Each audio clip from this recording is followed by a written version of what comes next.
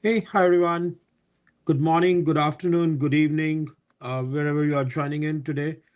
From This is Rohit Agarwal, a partner with Everest Group, and I'm super excited to be joined by a couple of good friends to talk about a topic that is very, very important to my heart.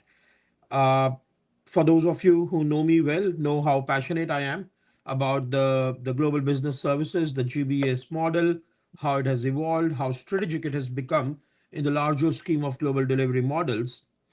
However, it is not all rainbow and unicorns, as my niece would say, and there continues to be some real gaps at times between the GBS and the CXO leadership.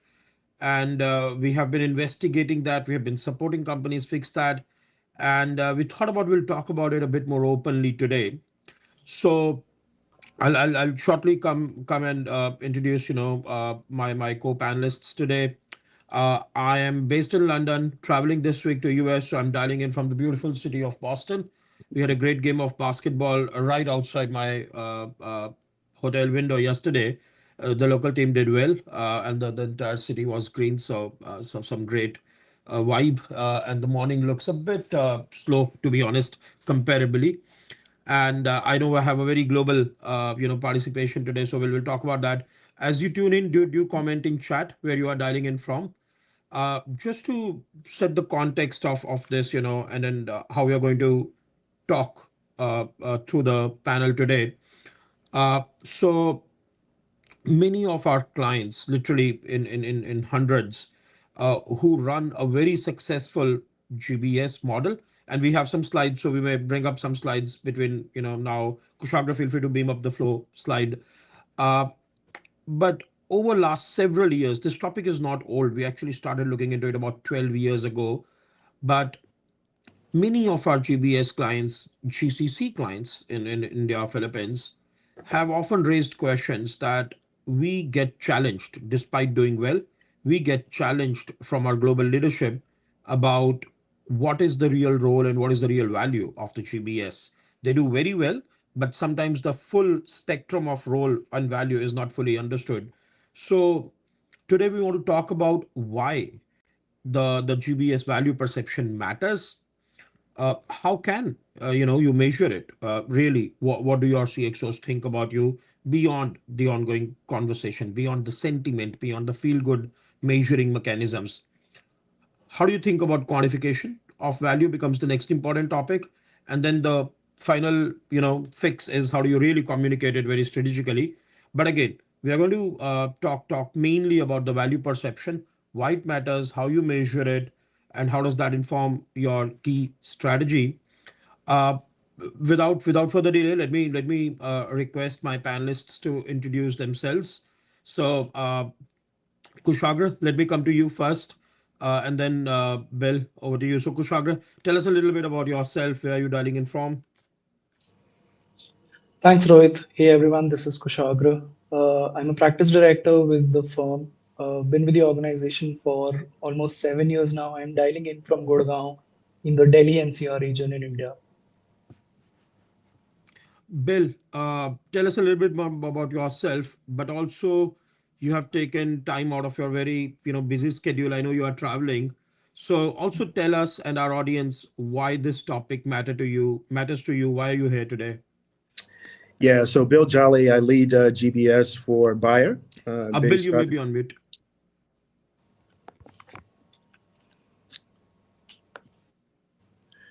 Can you hear me? No, we can't. Try Bill, I again. can hear you. Oh, okay. Yeah, not. Weird. Can you hear me now? Then go on, Bill. If Kushagra, you can hear him, I'll see if what is weird at my end.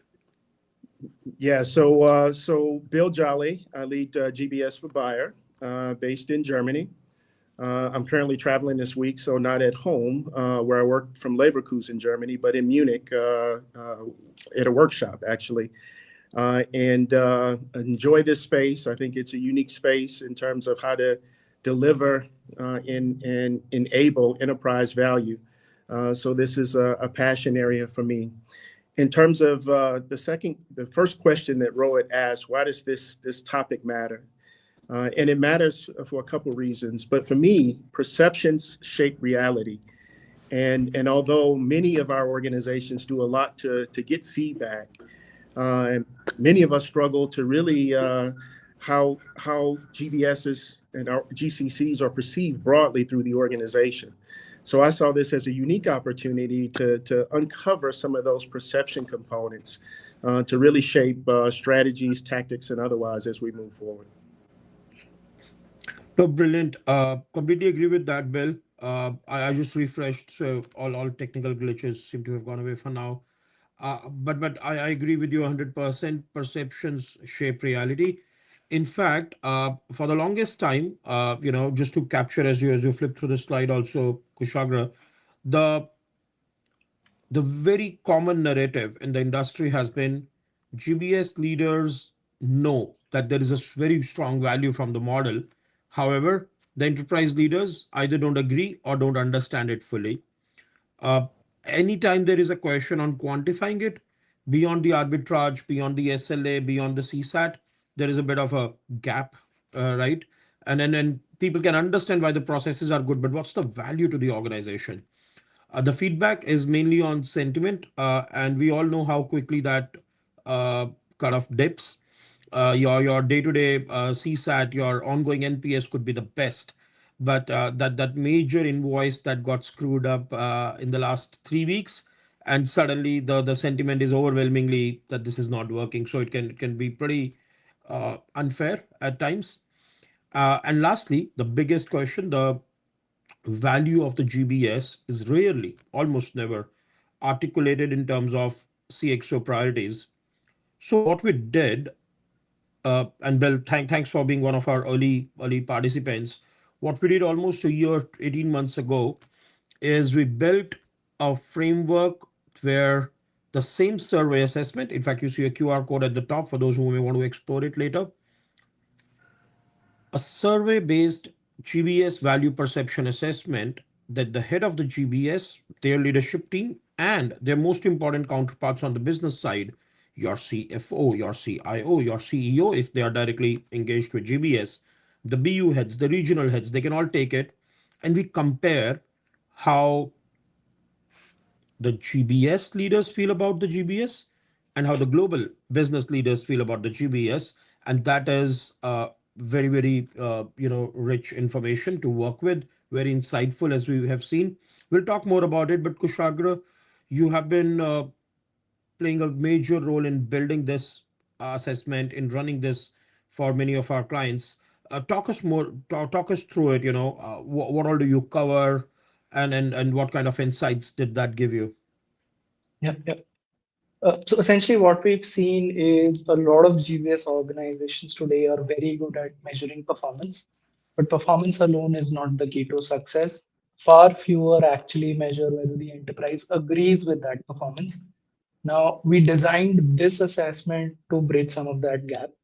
This is essentially a structured way to compare how GBS leaders view the value they are delivering versus how the enterprise really sees it, experiences it. The focus here is not on capability maturity, but more on the alignment and misalignment that can happen across various dimensions. Now, to break it down a little further, the assessment looks at five key dimensions. These are strategic alignment and role of the GBS, its focus on performance, the talent practices, innovation capability, even aspects like business agility and engagement with broader enterprise.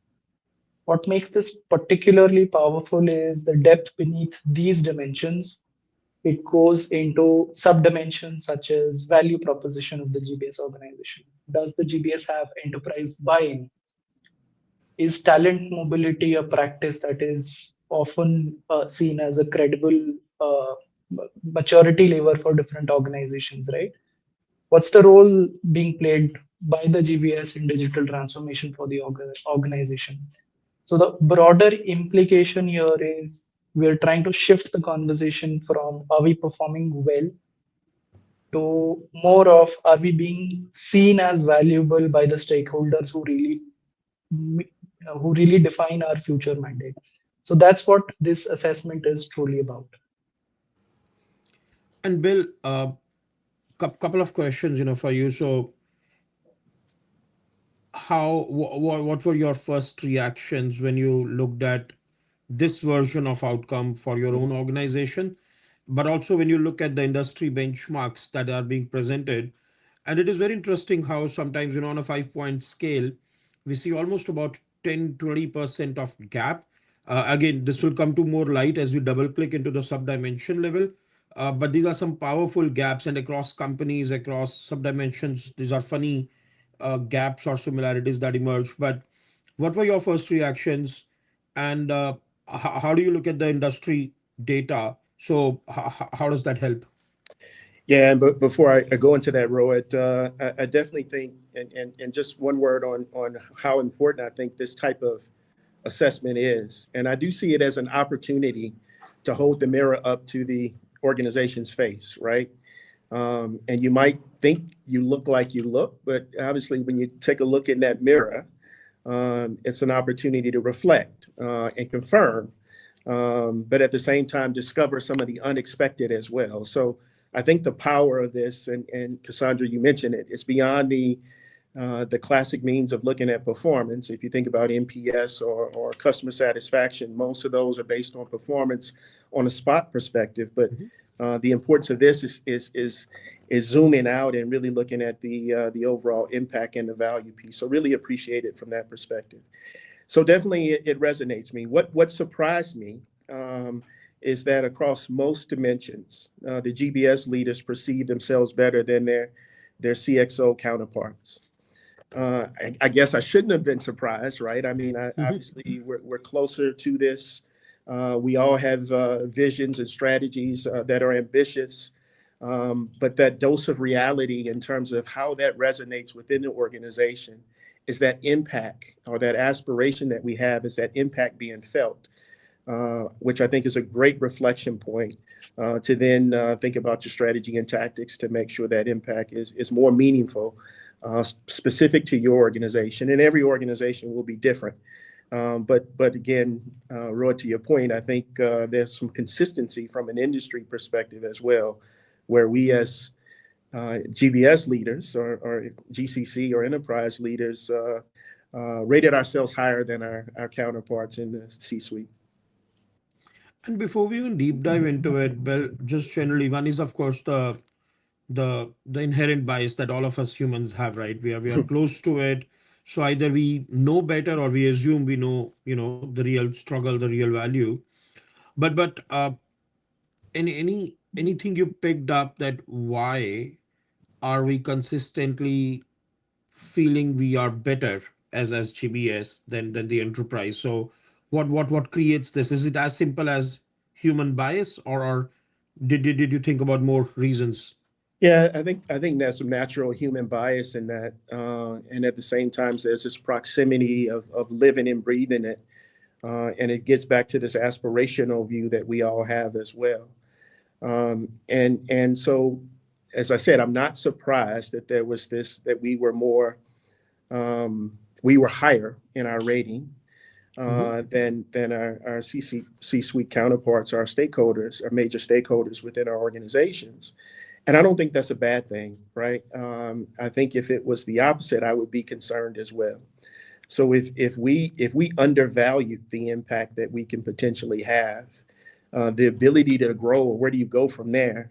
I think it becomes even harder. So I'm not surprised that there's natural human bias, and then, as we said, we're close enough to it where we can see where the enterprise might not see yet. But again, I think it lays out a strategy for us, and how do we close that gap, and how do we make sure we're articulating and showing up that way on a day-to-day basis to unlock that value piece. That's very powerful. Then one more thing you said, you said this is an opportunity to hold a mirror to the organization's face. We will deep dive why it can get a bit scary, but it can be a bit scary as a GBS leader. uh, and I've known you for a while, so a little bit of leading the witness. But I know you like to take some bold steps, have some open conversations. But let's face it, not every leader is equally comfortable, and not all of them always get the enterprise support in some of this. So what would be your guidance to your peers who are listening in on how can they create the environment to take something like this? Yeah, I think the willingness to do it and the willingness to show up in your organization beyond your typical means of service management or performance or otherwise, but asking that impact question, I think is a bold step. And let's be honest, all companies, all industries, obviously with the high the high level of volatility across business, across industry, Mhm. every company is trying to unlock value and being Yep. part of that solution, in essence, from a GBS perspective, I think is a great narrative and what we should all be striving for. So there is a boldness, but there's a humility as well because you got to be able to be able to reflect and digest what you hear, and put it in the right perspective. And it will be a balance of things that you will need to accelerate, but there'll be some crucial feedback that you'll need to think about and apply in terms of how do you do things differently as well. But I think that's more powerful than scary. And so I would encourage all to embrace that and think about how do you make sure you got that perception. And I'm a big believer. I'd rather know than not know, because if you know, you can do something about it. If you're operating blindly, it will happen to you versus you being part of the solution, from my perspective.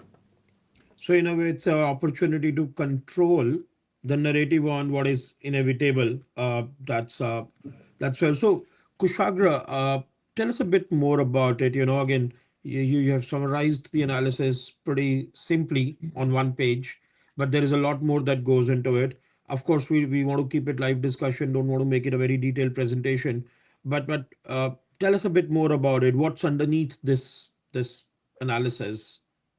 What did Yep, you yep, learn? yep. At a very high level, Rohit, what we saw was in many cases there was reasonable alignment on cost, aspects like service quality, operational metrics. The disconnect really emerged when the conversation shifts to some of the non-cost values, such as business impact or transformation outcomes, strategic contribution to the enterprise, right? So at a more granular level, like if we go a step further into this, uh, and I'll bring a rather busy slide up. Across the five dimensions, we saw a relatively consistent pattern that emerged as we move from as the GBS moves from execution focus to more of strategic impact to the organization.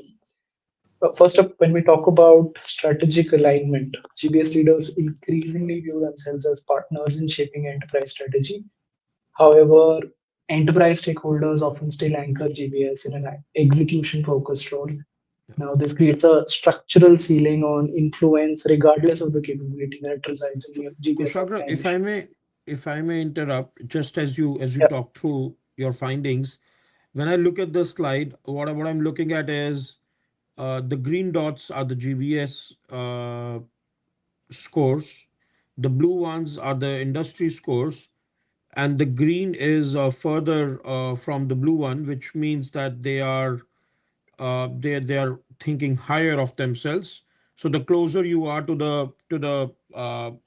the column with value proposition, strategic role, the anchor, that's lower score, and the further you are, the higher score. So just wanted to confirm I'm reading it right. yep, that's correct. Got it. Yeah, go, please Okay, go ahead. Yeah. yeah. On performance and delivery, alignment is generally strong on cost and operational focus metrics. The gap really appears when evaluating some of the non-cost outcomes. GBS may believe it is driving measurable business impact, but the impact is not always clearly visible or articulated in a manner that is understood well by enterprise stakeholders. On talent and organization, there is often strong confidence in the quality of talent GBS brings in. However, do they consistently see GBS as a key source of leadership talent or a strategic talent hub? Maybe that's not the case. This is seriously missed opportunity to reposition GBS within the enterprise. On innovation and capability enablement, many GBS organizations have built meaningful capabilities in areas like digital, analytics, automation, even AI kind of capabilities, yet enterprise perception often lags. GBS is still seen as a reactive or execution focused rather than an owner of some of these transformation initiatives. Lastly, on the agility and engagement aspect, the disconnect becomes even more visible at the leadership level. GBS may believe it is engaging effectively, but enterprise stakeholders, particularly CXOs, may not experience that engagement as strategic or outcome oriented. Taking together all of this, the pattern is clear as the conversation moves from operational delivery towards strategic impact. The perception gap actually widens across the set of organizations we've really run this assessment for. Yeah, that's powerful. And thanks for all who are joining in and commenting. We truly have, our panel, India, Germany, and then, I'm in Boston, and then we have our teams from UK supporting this. But in the audience, I see right from Manila to Texas, we kind of, have a full coverage. Appreciate everyone pretty late in the day for some of you. Bill, as you look at this, as you looked at your Mhm. company's findings, what stands out for you? Yeah, let me talk about what was reassuring or where it was a positive takeaway we had from ours that we did about a year ago. The first was the degree of alignment across most dimensions between my assessment and our CFO in our case. So that was kind of reassuring. There wasn't huge gaps. Obviously, there was some opportunities, but I think that was the first piece. The second component was this acknowledgement or confirmation that we were on the right track in moving. How do we move away from just a service orientation, but more into being recognized as a solution enabler or delivering solutions for the enterprise to unlock value for the enterprise. So there was kind of this acknowledgement and confirmation that a lot of the early work that we were doing is paying dividends. What was the reflection in terms of where we need to spend more time, and again, we had conversations of how do we close the gap, which was, I think, a meaningful data point to have a valuable conversation and a collaborative conversation, I would say as well, right? But there was three areas where we needed to work on the perception component, I would say, and there were a lot, but I would leave it at those the top three. The first one's around transformation. So Mhm. what was our role from an enterprise transformation perspective, right? We want to play a broad role. We want to speak the language of the business. We want to drive business outcomes. But there's work we need to do of how we show up from that perspective on a day-to-day basis. And again, this collaborative, this co-creation, and it's enabling and delivering those transformational outcomes is where we can make a difference, and that's one that we've owned or taken on as well. Innovation, as Cassandra said, was another one. The role that GBS plays in the application of adopting and scaling emerging technologies. Again, not superseding what happens in our digital space or an IT space, but the application layer, the role that we can play, it was a meaningful conversation, and this data provided us to have that. And then the last one's around talent.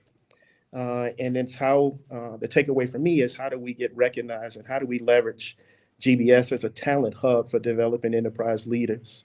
And again, I think it's not a dispute in terms of GBS's ability to bring talent in from the outside, but how do we get recognized? How do we make sure we're doing the things to develop leadership talent and be a hub for talent for the enterprise, and not be viewed just as things are bringing in fresher, younger talent or early entry talent that can do more operational things, but developing leaders.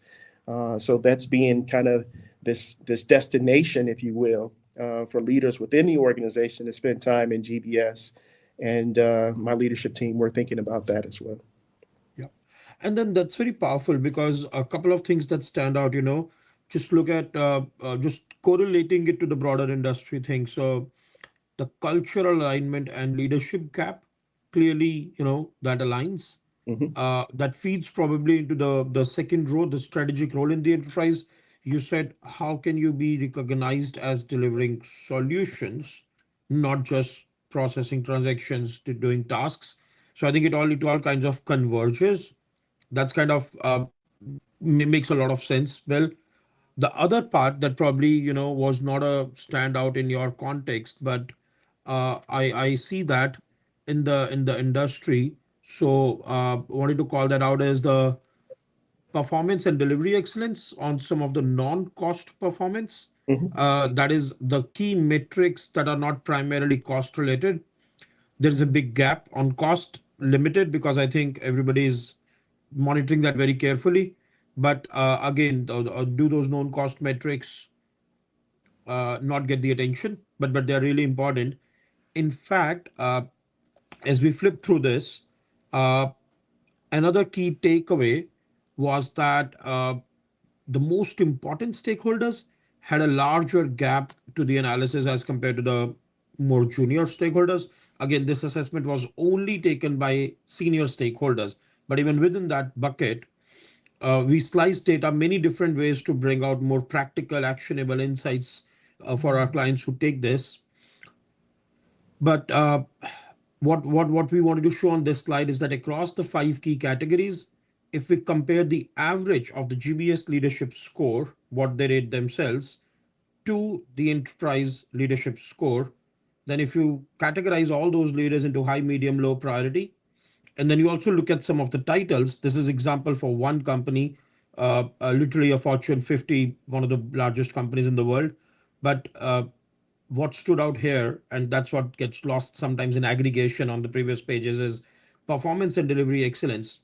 The CFO on a 5 point scale has a gap of almost 2 points as compared to their understanding of the performance versus the GBS understanding of the performance.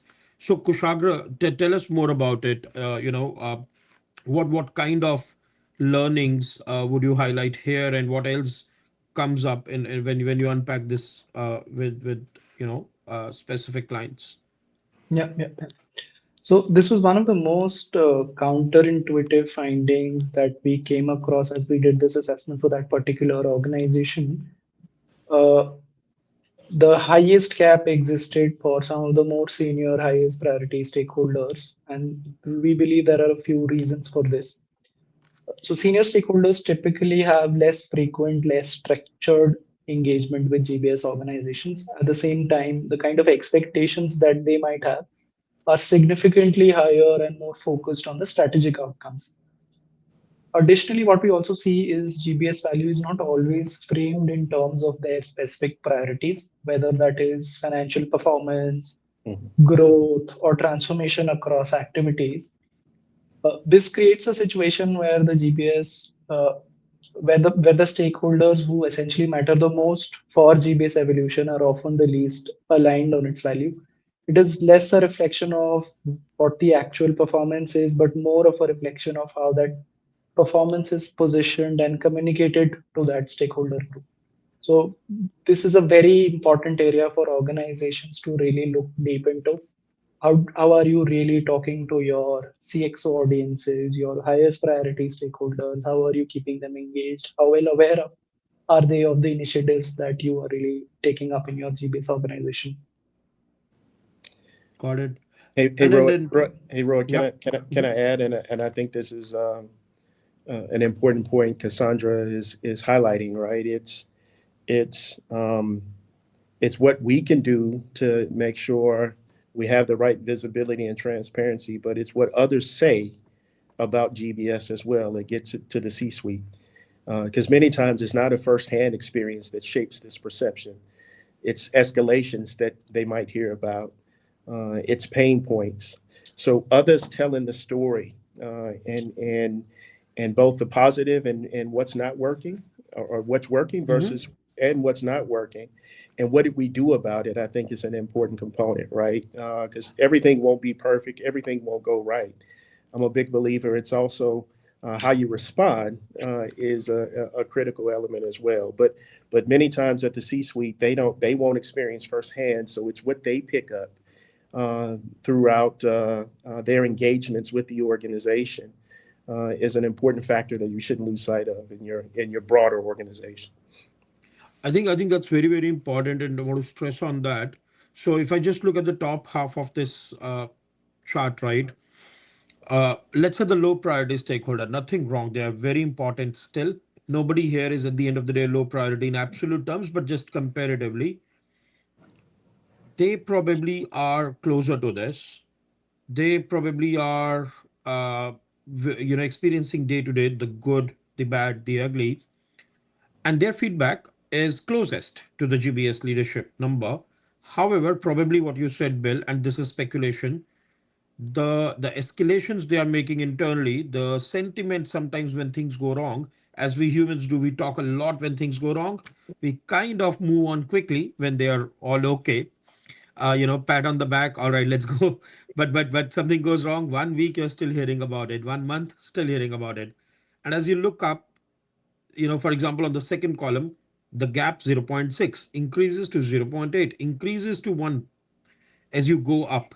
And that's where what you said, how do you give first hand feedback? How do you take first hand feedback? How do you control the value narrative?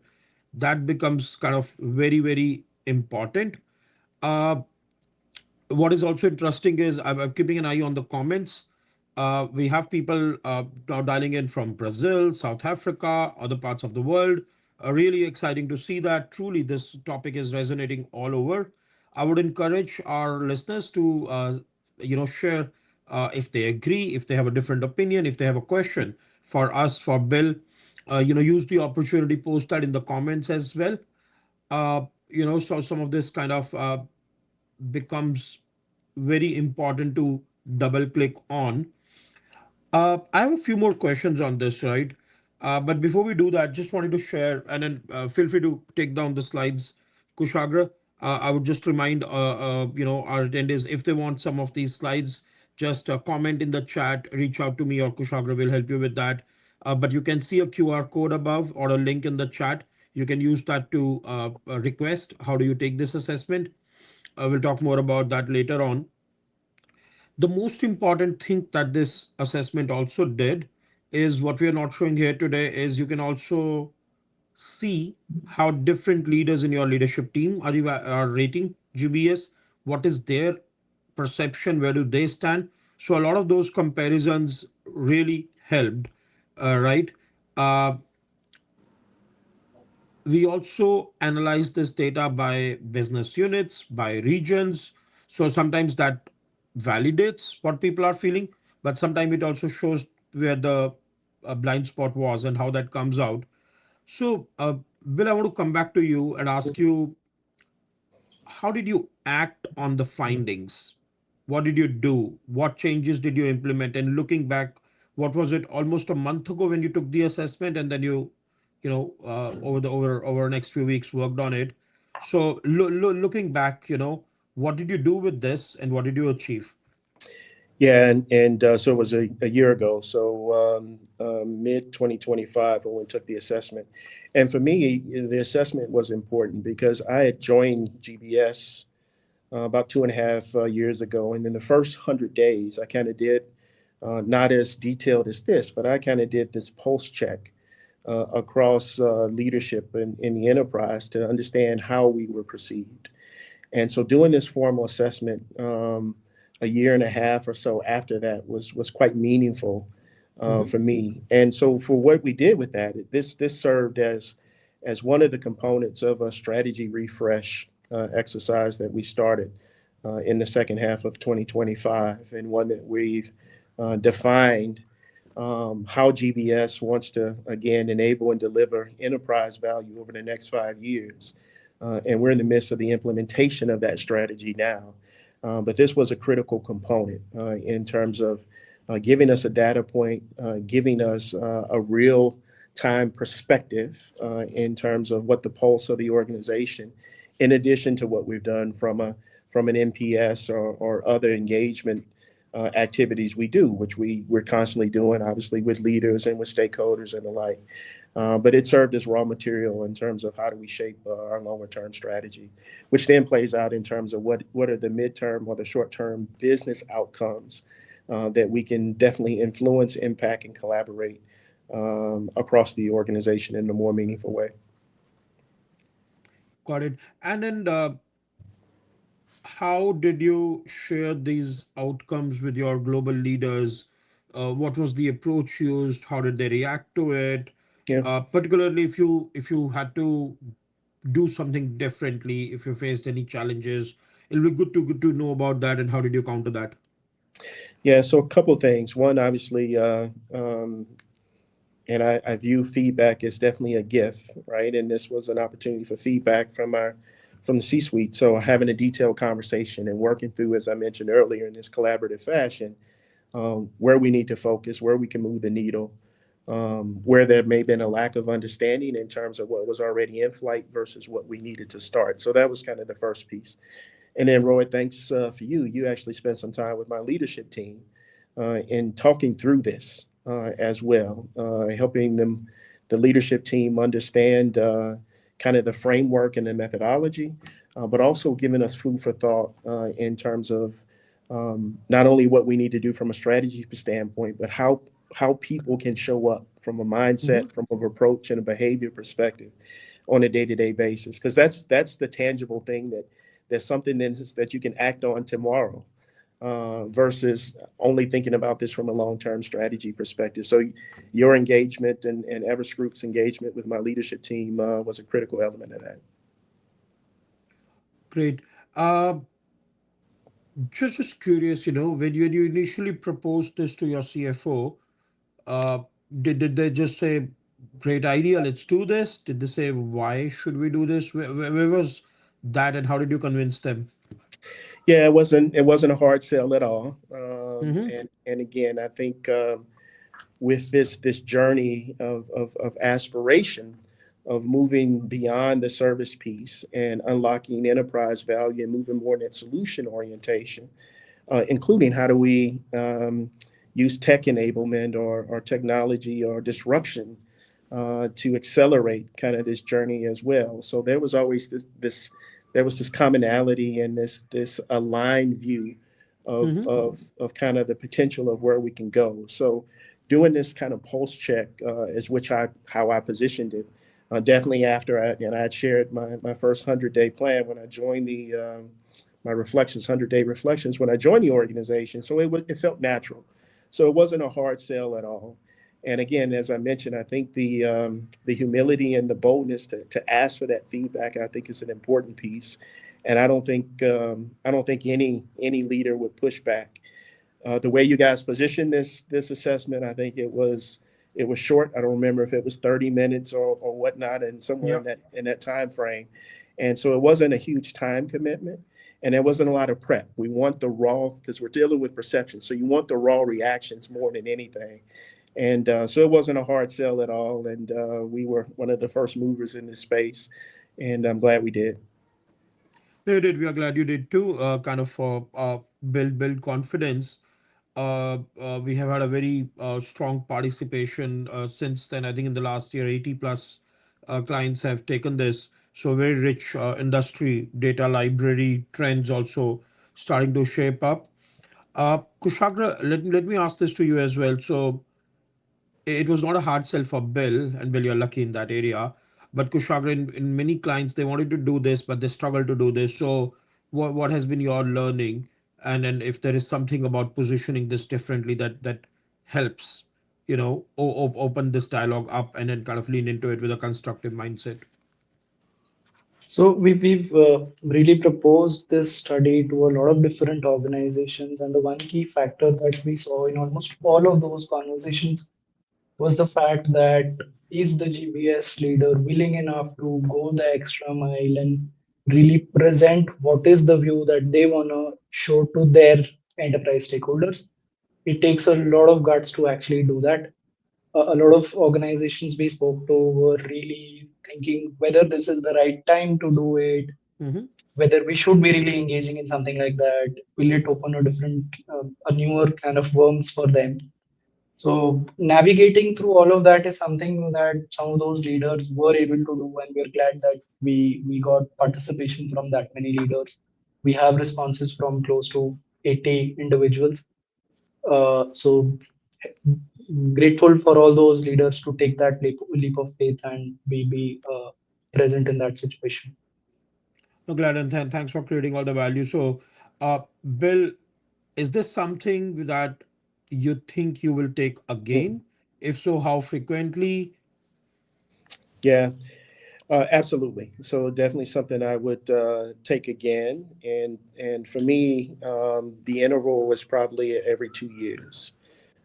So we did one in 2025. I'd look to do one again in probably 2027 for a couple of reasons. One, I don't think this is not something you want to do too frequently, but at the same time, if you got strategies and tactics or things you're working on, giving those a chance to play out, including how you message, how do you talk about what you do in the organization, and getting Mhm. others to tell your story as well. So I think there needs to be some space and time in between. So definitely looking to do it again. I think the opportunity, as I see it, is how do we expand beyond the C-suite? And it's back to my comments earlier, right? Many times their perceptions are formed not only by what they experience firsthand or what they feel, but by what they hear from Mhm. others throughout the organization. So I think as we supplement kind of the performance piece, if we think about the supplementing the customer or service management or customer experience piece, be that NPS or whatever you do, I would look to see how we incorporate this with a broader reach across our organization than just the C-suite, I would say. So, obviously, looking how we can partner with you all to think about how to implement that, how to make that happen. But that would be the next opportunity I would see for us. No, that's an interesting point, and for sure, uh, to confirm, this is not the only thing you do. This fits into the broader suite of tools, but also what do you do with it? By kind of working on those stakeholders, different reasons of gap or positive feedback, and accordingly. Kushagra, before we wrap up, just a couple of things. How can people who are listening in today, people who will be listening into this later on, how can they take this? I know we have been talking about the survey QR at the top uh, of the screen, but tell us a little bit more about how this works. How can they take this? Yeah, yeah, yeah. For all the listeners who are out there who want to take this assessment, please use the QR code on the top right. And it's a very straightforward process. It begins with us working together with you, aligning on who the stakeholders really should be for launching this assessment, ensuring that we have both representation from GBS and the enterprise side of things.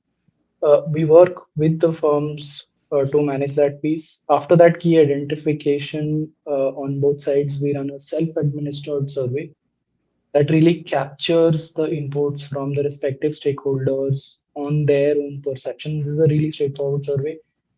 Just takes less than 10 minutes to actually get done.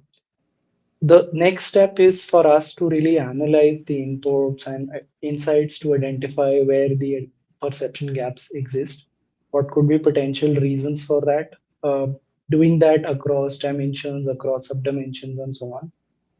The last step is really to validate those findings along with the team that we're working with, translating them into a clear, actionable plan focused on closing the most critical gaps. Now, beyond the mechanics, the real value really comes from how the insights are used. The assessment can be seen not just as a diagnostic tool, but also as a way to realign expectations, Hmm. refine engagement models, and even reposition GBS within the enterprise. I personally believe organizations that do this well will be the ones to repeat this exercise periodically. Both GBS model enterprise expectations continue to evolve as we do more and more of these kind of engagements. The broader takeaway that I also want to emphasize is that measuring perception is not optional anymore. It is becoming a core requirement for a lot of GBS organizations. For those who want to scale their impact, remain relevant in increasingly complex environments, this is a very, very critical exercise for GPS leaders. So everyone on call, please feel free to use the QR code if you're interested in taking up this assessment. Yeah, or reach out to Kushagra or myself. Yeah. Bill, really looking for last words from you. And I have one question, and then anything else you want to add, before we wrap up. So, uh, is there any reason or any situation when your peers should not think about this? Uh, right? Can you think of anything there? And then, of course, any other inputs from you to your peers uh, Yeah. before we wrap up? I think that's a good question. And off the top of my head, I don't think there's any reasons why you wouldn't do it. And again, it doesn't matter what level of maturity you are from a GBS perspective. Um, and again, perceptions, how perceptions are formed, they're formed by a lot of different ways. It could be my past experiences with GBS in a different environment that shaped my perceptions. So getting that out on the table, I think is an important piece. So I would struggle to identify reasons not to do it. Mhm. And then lastly, what I would leave you with, and again, we've always told our organizations, we talked about this. There's no absolutes here. There's no right or wrong. They're perceptions, and the Mhm. more that you can sense, understand, and then ultimately be able to shape those perceptions is a worthwhile endeavor. So be bold, be courageous, and definitely there's behavior components of listening and otherwise, and not getting defensive about what you hear, but utilizing that as fuel to propel where we're all trying to go in terms of how we're delivering, enabling enterprise value, and moving away from just the service or operational components of our GBS and GCC organizations. No, that makes a lot of sense. Thanks a lot, Bill. Just to recap a couple of key, takeaways that I have is this is inevitable. As Kushagra said, this is not an option anymore. If you want to scale the impact, not scale headcount, scale the impact, and you want to be relevant to the strategic purpose of the organization, you got to do this. And then, Bill, what you said, be bold, lean into it constructively. You have to work on your stakeholders, not just one or two, but the multiple important stakeholders. There are no right or wrong answers. Perception is what it is. You need to find a way to show the mirror both to your team and to global team and find a way to constructively fix this and control the narrative. So once again, thanks a lot, Kushagra, for your time. Thanks again, Bill, for your time, especially when you are traveling, making time for this. Really appreciate that. Hopefully, this has been an insightful session for everybody that is listening in live. And thank you for all, right from Manila, Brazil, South Africa, Texas, and of course, all the usual suspects from India, US, and EMEA. Been a really fantastic conversation. And if you have any more questions, just reach out to us or your Everest Group contact. And feel free to post on this LinkedIn post and then ask any questions to Bill, Kushagra, or myself. Once again, thanks for all your time. And hopefully, we'll be back in a year's time on this forum to share how this conversation is evolving. But have a good rest of the day.